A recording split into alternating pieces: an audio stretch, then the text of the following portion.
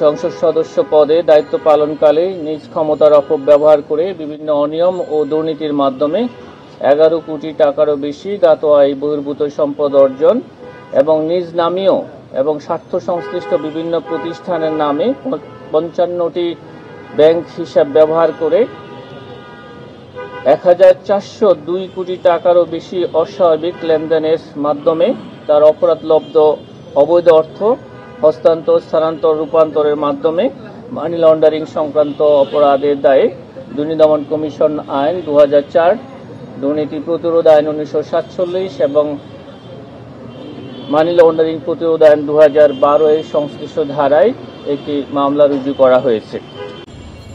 ওরফে নিক্সন চৌধুরী, সাবেক সংসদ সদস্য। অভিযোগ সংশ্লিষ্ট মিসেস তারিন হোসেন, স্বামী মুজিবুর রহমান চৌধুরী ওরফে নিক্সন চৌধুরী, ফরিদপুর 4।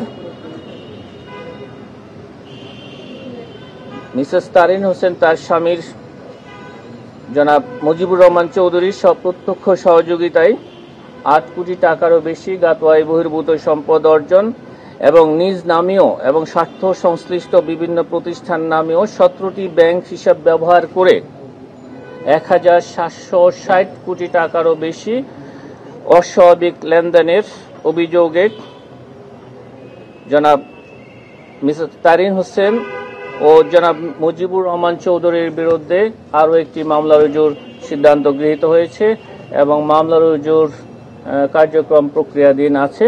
আজই মামলা রুজু হবে। আমরা যে প্রাথমিক অনুসন্ধানে যে তথ্যাদি পাওয়া গেছে, এর বাইরেও দেশে এবং দেশের বাইরে যদি আরও স্থাবর অস্থাবর সম্পদ পাওয়া যায় তাহলে এবং আরও কারো সংশ্লিষ্টতা যদি পাওয়া যায় তাহলে এই মামলার সাথে সেগুলো অন্তর্ভুক্ত হবে।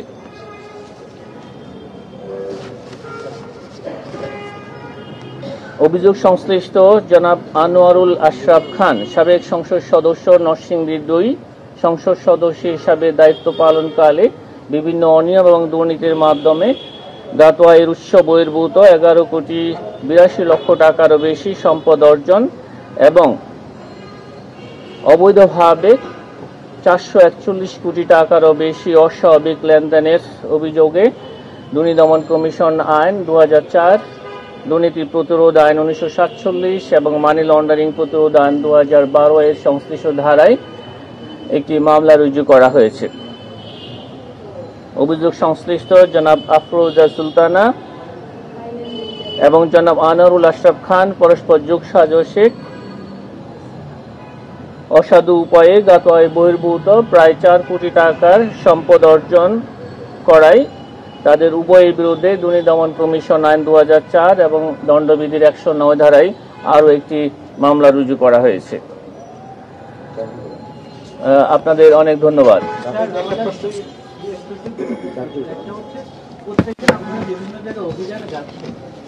অভিযানে আসলে কোনো ধরনের আউটপুট আছে কিনা বা কোনো দিকে পরবর্তীতে কোনো পদক্ষেপ নিচ্ছে না, কারণ কার্যত এই অভিযানগুলোতে কাউকে ধরা বা কোনো এরকম দৃশ্যতে কোনো পদক্ষেপ দেখা যাচ্ছে না। তো আলটিমেটলি এখানে কি হচ্ছে এ বিষয়ে দেশব্যাপী আমাদের এনফোর্সমেন্ট ইউনিট কাজ করছে এবং আপনারা জানেন গতকালকেও কৃষি উপকরণ নিয়ে বিভিন্ন জায়গায় আমাদের এনফোর্সমেন্ট টিম কাজ করেছে এবং বেশ কিছু জায়গায় অনিয়ম এবং দুর্নীতির প্রমাণাদি পাওয়া গেছে।